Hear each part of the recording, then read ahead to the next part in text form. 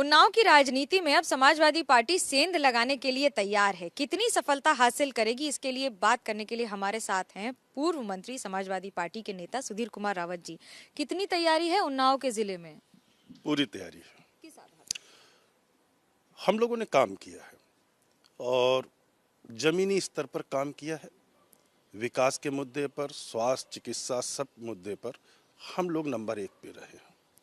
आज पूरी उन्नाव का एक एक आदमी वो पिछले सरकार में, समाजवादियों की सरकार में कराए हुए कामों पर आज वो कह रही है कि जितना विकास समाजवादियों ने करा उतना विकास किसी ने करा। आज महंगाई, भ्रष्टाचार, लूट, बलात्कार, इन सब से जनता पूरा त्रस्त हो गई है। आवाज तो आपके खिलाफ उठती है कि कानून व्यवस्था सबसे खराब आपके कार्यकाल के दौरान थी। बीजेपी कहती है अब तो बेहतर है। देखिए, ऐसा है, जो दंगे कराने वाले लोग थे, जब वो सत्ता में बैठ जाएंगे तो दंगा कौन कराएगा?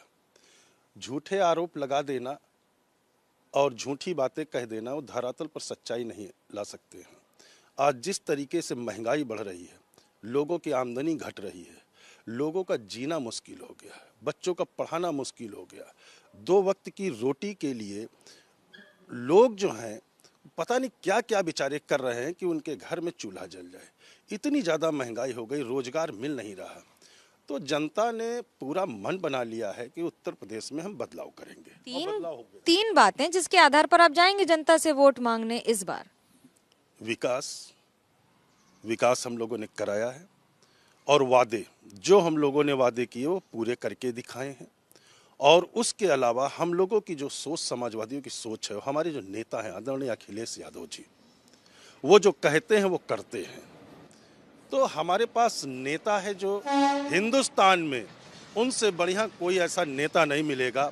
और उनका जो विजन है, ऐसा विजन उत्तर प्रदेश या हो हिंदुस्तान, कोई नेता का ऐसा विजन नहीं हो सकता। बीजेपी कहती है लॉ एंड ऑर्डर की बात कर रही है समाजवादी पार्टी। सेंगर को तो हमने अरेस्ट करवाया हमारी सरकार में। आरोप और आरोप और जब भी प्रूव हो जाए तब वो अरेस्ट करवा देते हैं। लखीमपुर खीरी में किसानों को टायर के नीचे दबा करके मार दिया गया और हिंदुस्तान की सरकार में वो राज्य मंत्री हैं। क्यों नहीं उनका इस्तीफा लिया गया? उनके ऊपर मुकदमा भी लिखा गया है, क्यों नहीं उनको सलाखों के पीछे भेजा गया? आखिर क्या कारण है?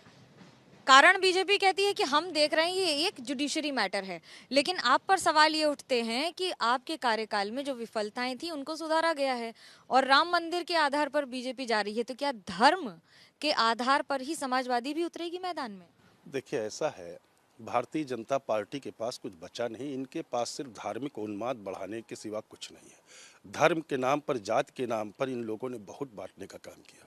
मगर अब उत्तर प्रदेश की जनता पूरी तरीके से समझ चुकी है, वो धर्म जाति के आधार पर वोट नहीं करेगी। अब वो जान गई है कि कौन हमारे लिए अच्छा काम कर रहा है, कौन हमारे लिए बुरा काम कर रहा है। किसानों का 1 साल तक आंदोलन चला, क्या हुआ? 700 से ज़्यादा किसान शहीद हो गए। किसानों के ऊपर गाड़ियां चढ़ा दी गई। उनका बेटा तो अरेस्ट कर लिया गया, मगर मंत्री जी के ऊपर मुकदमा जब लिखा गया, मुकदमा लिखने के बाद तो उनको इस्तीफा दे देना चाहिए, नैतिकता के आधार पर दे देना चाहिए था, नहीं दिया। आखिर क्या कारण है?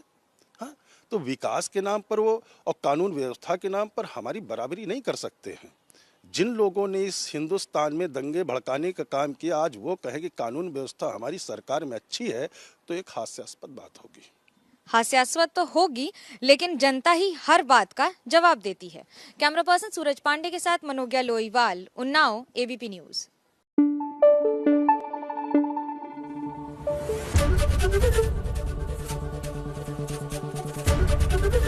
एबीपी न्यूज आपको रखे आगे।